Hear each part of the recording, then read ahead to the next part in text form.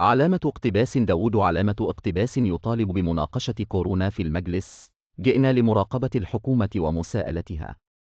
طالب النائب محمد عبد العليم داوود عضو مجلس النواب عن حزب الوفد بسرعة تحديد جلسة عامة لمناقشة جائحة فيروس كورونا المستجد، مشيرا إلى خطورة الوضع خاصة في ظل نقص الأدوية والأكسجين في المستشفيات، وهناك بعضها لا تقدم العلاج إلى البسطاء لا سيما في فوه ومطبس بكفر الشيخ.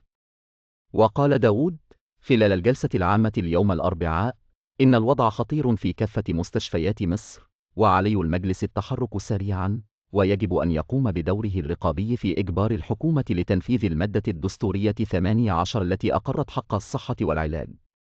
وأضاف: علامة اقتباس الأطباء يتعرضون للضرب وذلك بسبب ابتعاد الحكومة عن المستشفيات، وأنا أتحدث طبقا للدستور، وأرجو أن نلتزم في المجلس بما وعدنا به أبناء دوائرنا، فلم نأتي لتأييد الحكومة أو الموافقة إنما لمراقبتها ومسألتها. علامة اقتباس علامة اقتباس.